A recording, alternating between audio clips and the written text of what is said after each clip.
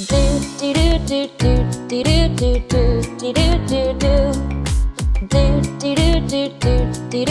there, my weird and wonderful voids, and we're back at it again! Part 3 of the style swap! I just wanted to take this moment to thank all of you so much for supporting me with this challenge, and it truly means a lot to see others interested in my work. Thank you. Truly, I mean that. Thank you. Anywho, Zootopia! Disney's answers to furries. Where you could be anything. I want to be financially stable.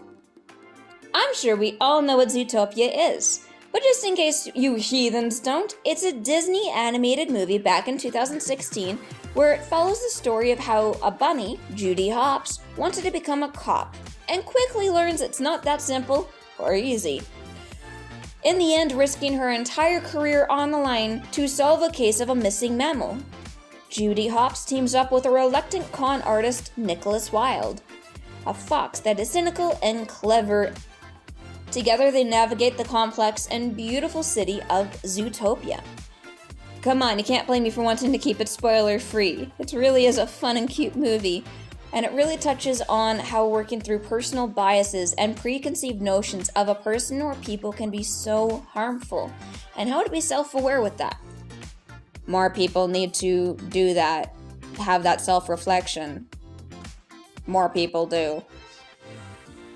A huge difference between Zootopia and Beastars, I may or may not have said in the previous video, is that Beastars are humans with animal features, while Zootopia is animals with human features, playing a lot more into the rounded shapes and anatomy. Some animals have hooves, or forefingers. They also have exaggerated body types for more of a fun and pleasing silhouettes and designs for the eye, compared to where Beastars is a lot more linear and like the same general style, where the only time you can really tell what animal is which is color, fur, the ears, and the size. Truthfully, I saved this for last because this is the closest to my own personal style and wanted to finish with something a little bit more fun and not nearly as taxing on my mind. Judy's uniform is rather simple, just a vest, arm braces, and blue pants. Let's not forget the badge too, of course, that's the whole point of her movie and her self-reflection and journey. And so is Nicholas Wilde's clothes simple as well. Green shirt with a subtle leaf pattern and brown pants. So that means all the style and clothing choices I made in the previous video, I will need to simplify.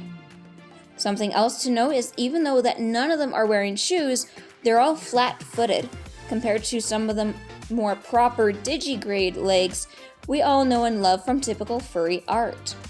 Even my own art, though I may not be a furry artist, I do love the art and love drawing furries.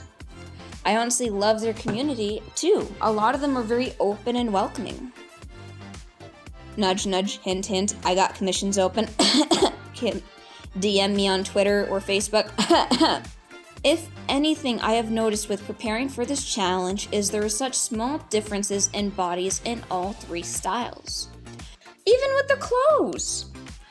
Looney Tunes, there are no clothes. The Looney Tunes style is made way back when, to try to keep it simple for animators to have as easier of a time to make things move. While Beastars is so detail-oriented, you can see the buttons, the curves of the folds of the fabric, even to the point of seeing some seam lines in some of the clothes.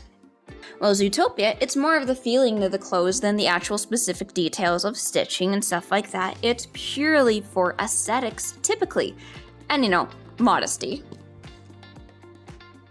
And now, the fun part, the variations!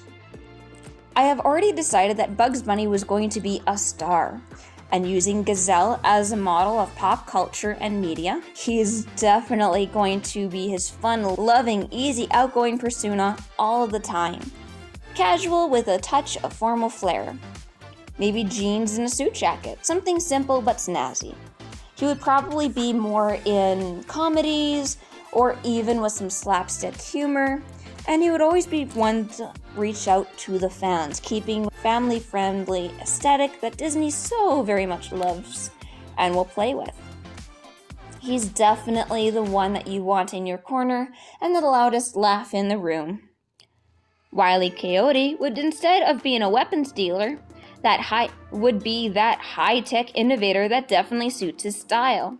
The one that likes to tinker, take things apart, put it back together, go back to the drawing board, figure out how he could have made something better. Probably self-made. And the Tony Stark of the Zootopia world. Maybe making cars for all different sizes, or even making prosthetics for disabled animals. VR if he was in the mood. Wile E. would always be sharply dressed. The latest gear, top phone, all the bling, all the shinies. And this guy? All the bling, the pizzazz. Taking inspiration from our own Marvel Tony Stark, Wile E. would be definitely the workaholic out of all of these characters here. He does not know how to make his brain stop. He doesn't want to make it stop. It's go, go, go. He's as easy to pick up a project as he is to put it down.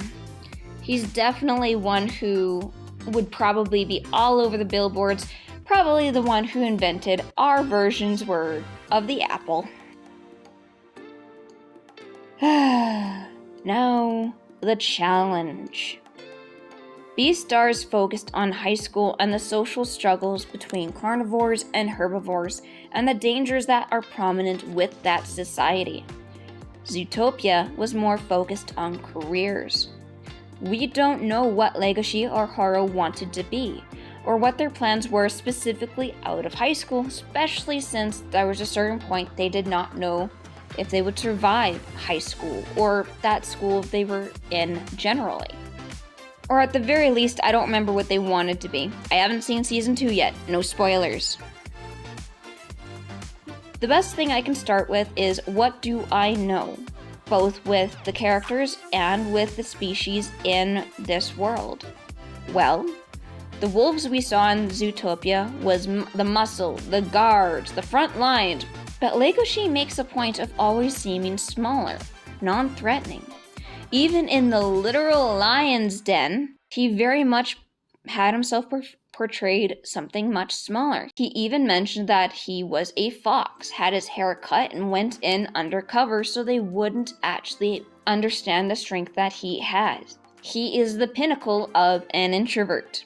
He doesn't like going outside of his comfort zone. He doesn't like making others jealous or making others intimidating. He is almost the main definition of a gentle giant. So that definitely does not suit him. We also know he's in the drama club, usually on lighting and trying to help with the technical support.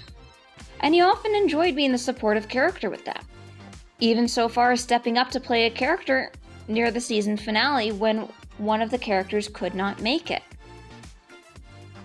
And Juno, another wolf, who was very clearly interested in Legoshi, asked for dance lessons, and he was more than happy to comply and articulate with that.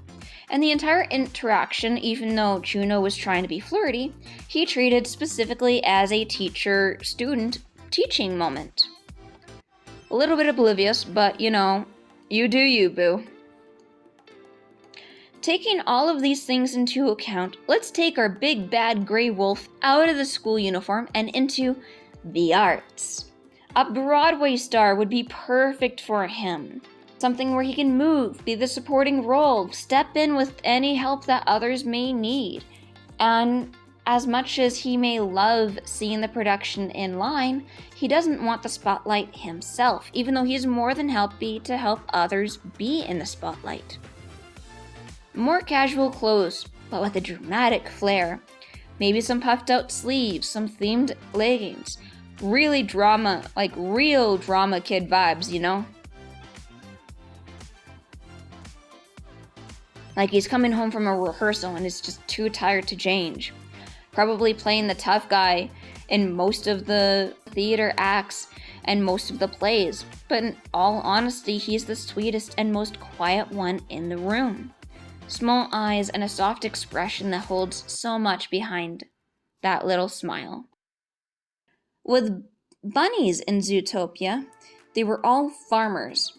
And I normally don't like playing into stereotypes, but two skills that we do see from Haro, besides being brave and stubborn, is empathy and being the sole provider of the greenhouse club. So very clearly a green thumb. And almost every scene that we see with her next to a plant, it is thriving. So maybe there's some truth with that stereotype. And it might be a little bit easier for her to do something she's already passionate of and not care what society may think of her as being a bunny farmer. Probably more hand-me-downs would be her style. So let's go with legs and big boy shorts. Each one having their own life and interactions, and it's really fun to think of who they are and who they come out to who in each of these different universes, and who they are as people in just this 1 second of time. You know, colors are important too. Almost every character is associated with 1 or 2 colors. Judy with light pink, Nick with green and red. Classic Disney, really. I see you, what you're doing there. I see you. And even with Bugs Bunny having gray, typically with his, and Wile E. Coyote being brown, or more of a reddish brown too. However, colors weren't nearly as important with Looney Tunes, at least with the old style, even though a lot of characters in the current day and age had a small color tweak to actually bring out some more vibrancy with it. So, in this case, let's put some more color in with the other characters as well. In Beastars, it was much more of a monochromatic or very subtle pastel colors. Let's have some fun. Let's have Bugs with green for vibrancy, wealth, and fun. I definitely think he'd be a green bunny, even so much as having green eyes.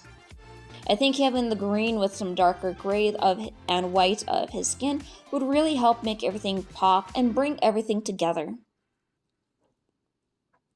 Yellow is commonly used for wealth as well, and intelligence, but it's much too bright and vibrant of a color for Wile E. Coyote, and it doesn't really suit his more mature and serious vibe. A darker blue would do very nicely in this case, especially with that red tie I already decided on. Yeah, blue for Coyote, blue for the coyote. Haru would be much more suited with the yellow, playful and strong and bright.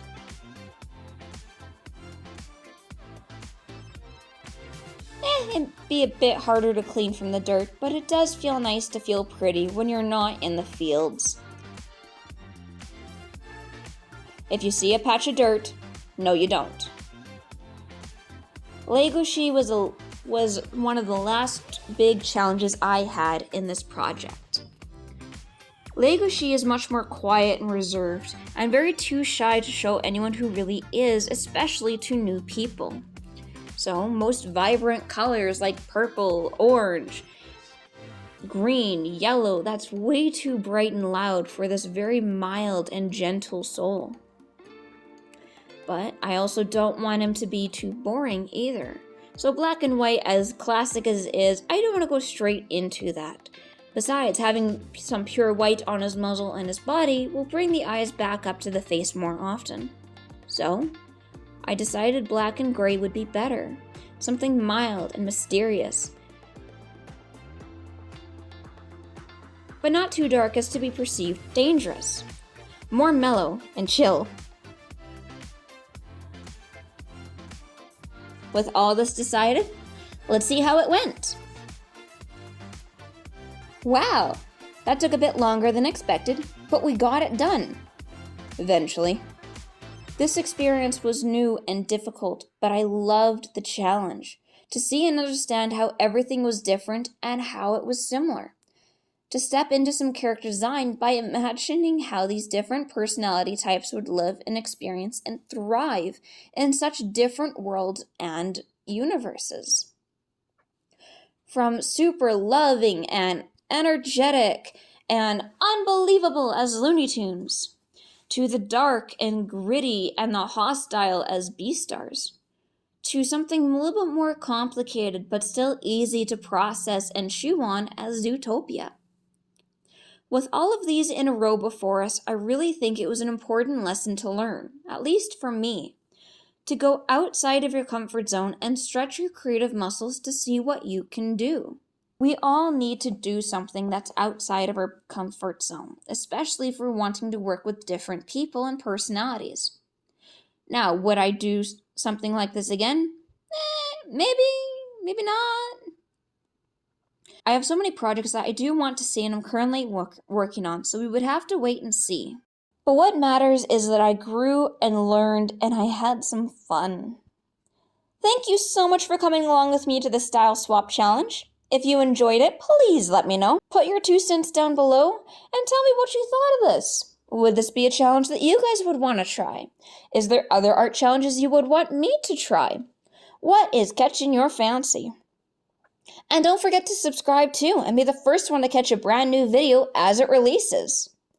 Stay safe and sane. Bye!